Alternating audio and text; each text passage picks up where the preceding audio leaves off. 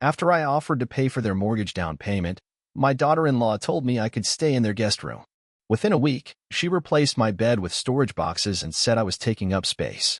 But she didn't realize I had kept all the receipts in a safe deposit box under her name. I never thought I'd be the kind of man writing something like this. But here I am. I'm 67 now, and I've lived a quiet life in Dayton, Ohio. Nothing fancy. I worked as a welder for over 40 years at the same plant. Showed up early, stayed late, never missed a day unless I was sick or burying someone. I didn't do it for glory, I did it for my family. My wife, Jolene, passed away when our son, Daniel, was only 10. Cancer. Quick and cruel. One minute she was there, the next she was gone. I didn't get time to grieve. I had a boy to raise. I turned down every promotion that would take me off the floor or out of town because I needed to be home by 5. I learned how to braid his hair when he was little, how to cook his favorite meals, how to hold it together when the nights were quiet and lonely. I made sure Daniel never felt like he was missing anything.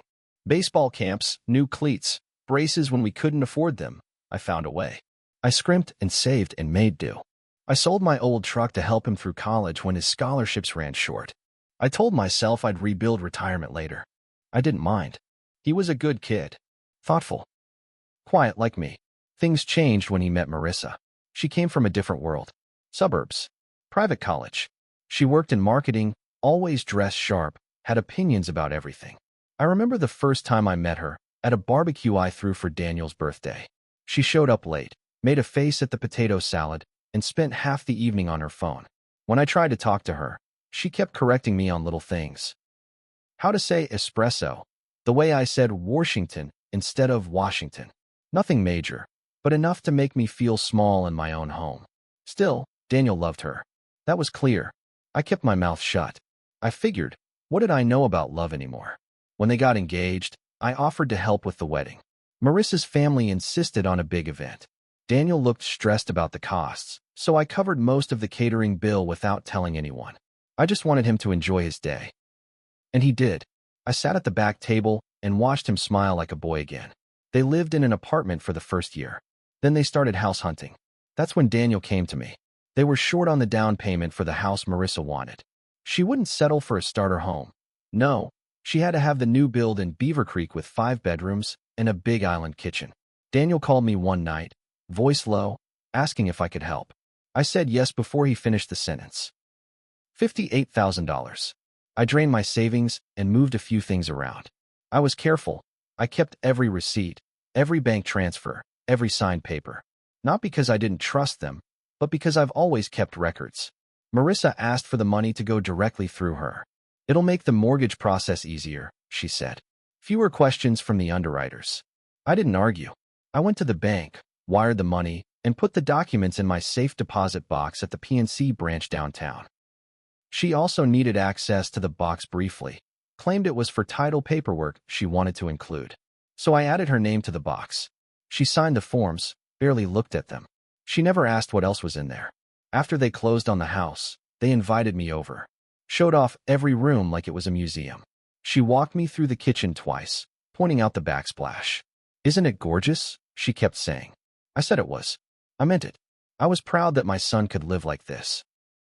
Later, Daniel told me, "You can come stay with us anytime. It's your home too."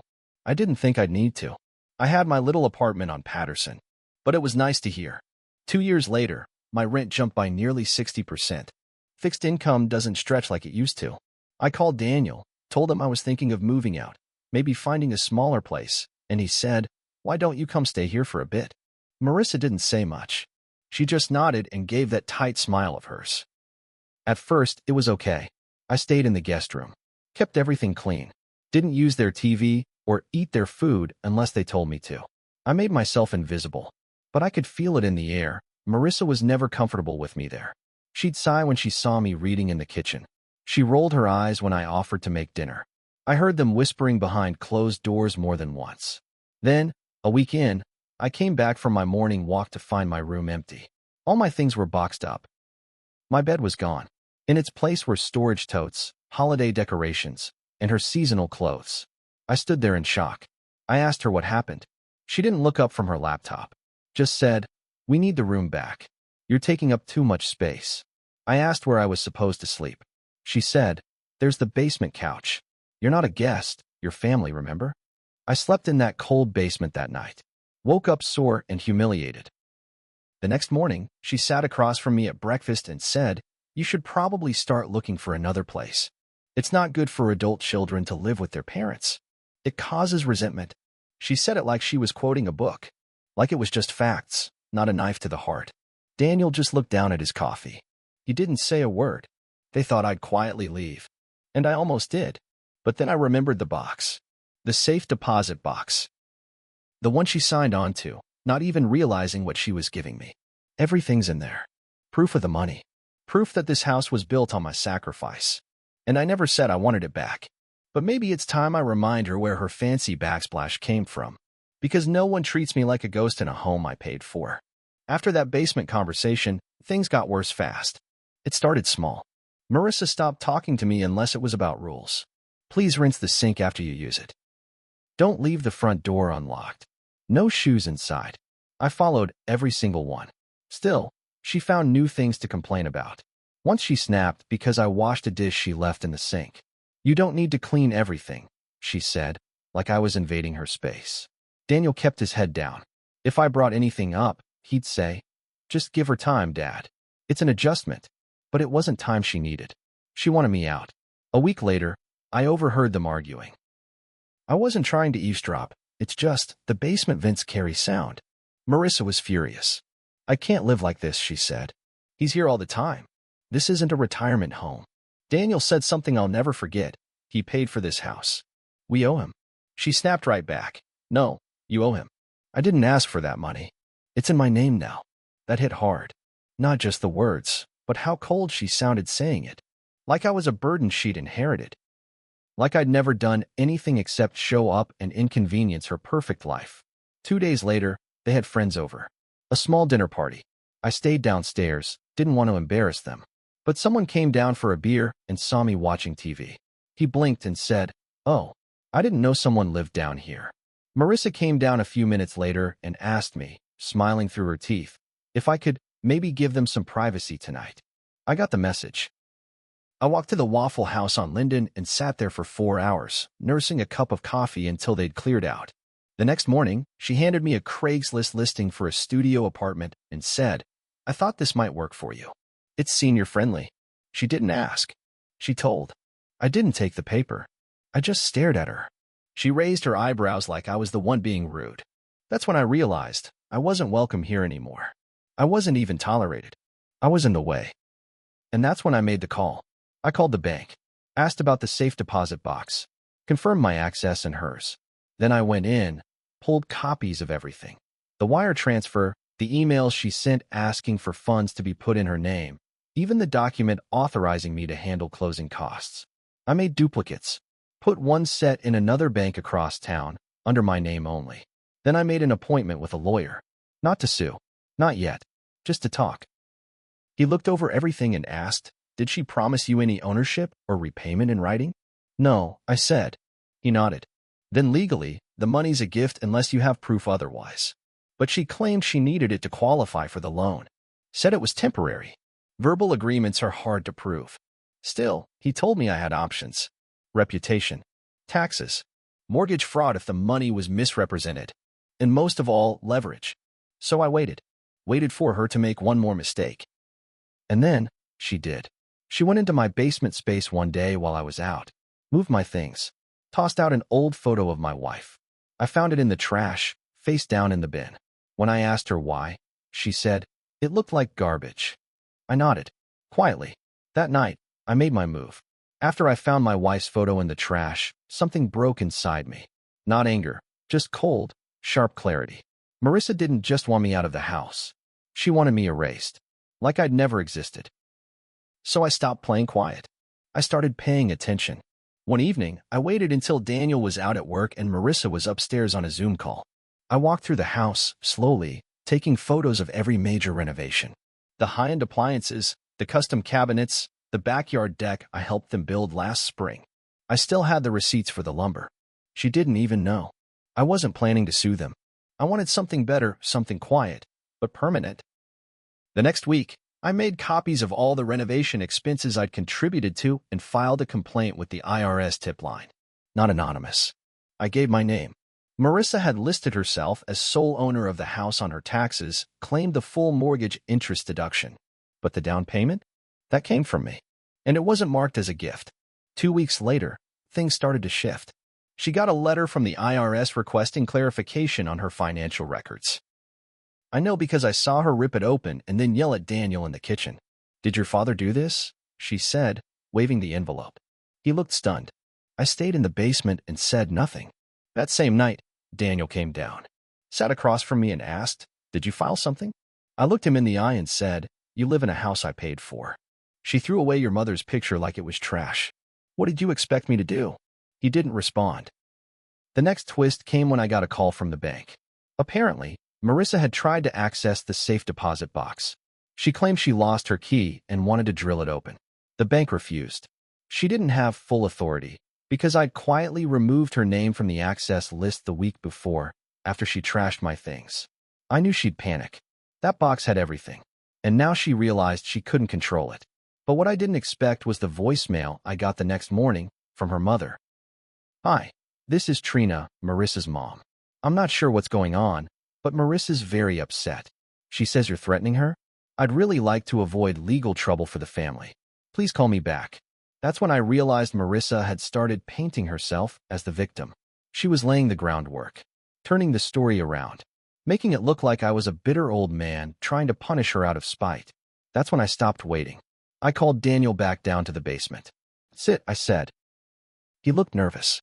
Then I showed him the emails, the bank transfers, the photos of the renovations, the IRS letter, and finally, the original email where Marissa wrote, in her own words, "Once we get the mortgage finalized, we'll move the funds back." He read it slowly, twice. When he finally spoke, his voice was quiet. "I didn't know she said that." "She didn't want you to," I said. "She didn't want you to know she lied to you either." He didn't defend her. He just sat there with his head in his hands. That night, they had another fight, louder than before. Marissa screamed that I was manipulating him, that I was trying to turn him against her. Daniel yelled back, "He's the only one who's been honest." I laid in the basement, staring at the ceiling, listening to the house come apart over me. And I knew the end was coming, but it was going to be on my terms. After that fight, something in the house changed. Marissa stopped speaking to me entirely. She stopped cooking, stopped even pretending to be polite. If I came into the kitchen, she'd leave the room. If I sat down to eat, she'd slam a cabinet just to make noise. But the real shift was with Daniel. He started spending more time downstairs with me. Not long conversations, just quiet moments. Watching the Reds game, asking questions about Mom. He looked tired, thinner than usual, like the weight of all of it had finally caught up to him. One night, he said, "I think I made a mistake." I didn't say anything. He wasn't asking for forgiveness. He just needed to hear the words out loud. A few days later, I saw a for sale sign go up on the house across the street. Nice little place. Free bedrooms. Quiet neighbors. I called the agent just to ask. It wasn't cheap, but with the money I still had tucked away, and maybe a little more pressure on the right people, I could make it work. That same week, Marissa changed the Wi-Fi password. She didn't tell anyone. Daniel came downstairs holding his phone, confused. "Did you change it?" he asked. "No," I said. We both knew who did. A day later, I found one of my toolboxes out on the curb. She'd gone into the garage and decided my things didn't belong there anymore. That was the last straw. I met with the lawyer again, told him I was ready to file a civil claim, not to get the money back, but to freeze the asset, the house. He explained the process. It wouldn't be easy, might not even succeed, but it would send a message, and it would make things very, very uncomfortable for her. He asked me one last time, "Are you sure you want to go through with this?" I nodded. She made her bed. Then I did something I hadn't done in years. I called my old union buddy, Hank. He's retired too now, but still knows people who understand the power of stories, especially when shared with the right audience. We talked for over an hour, and by the end of it, I had a plan. Not for revenge that burns fast and loud, but for something slower, permanent, with receipts. The plan started simple. I didn't want to fight. I wanted the truth out in the open, where it couldn't be twisted. First, my lawyer sent a formal letter to Marissa and Daniel. It laid everything out, The exact dollar amount I contributed, the documentation I had, and the legal implication of presenting it as a gift when it was never intended to be one. It wasn't a lawsuit yet, just a warning. But it shook her.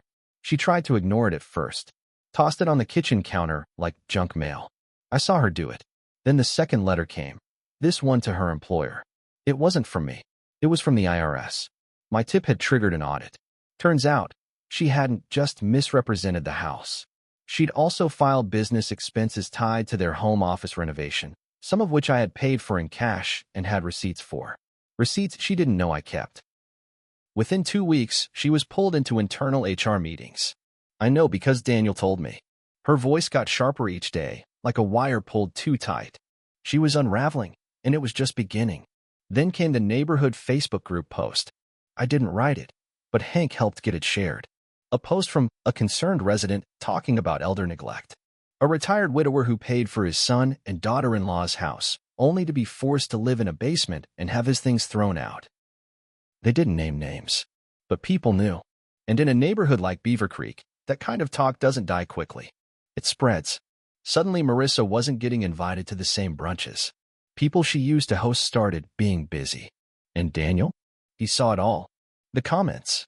The awkward silences. The looks. He came to me one night, eyes red, and said, "I'm sorry. I should have done more." I didn't hug him. I didn't say it was okay. I just nodded. Because it wasn't okay. A week later, Daniel told me he was filing for divorce. He said it flat out, like he'd already made up his mind. He'd spoken to his own lawyer. Said he couldn't keep defending her, not after everything. I didn't ask for details. But when Marissa found out, she screamed so loud the neighbors heard. She blamed me for everything. She threw my things out onto the driveway. Again. This time, Daniel helped me pick them up. The day I moved out was quiet. No drama. Just me, a truck, and a new set of keys. To the house across the street. The seller had accepted my offer. So now, every morning, I sit on my porch, watch the house I paid for, drink my coffee, and every day, she has to drive past me to leave for work. She doesn't wave. She doesn't look up. And I don't need her to. Because she knows. She knows that I was the one who built that life. And I was the one who took it back.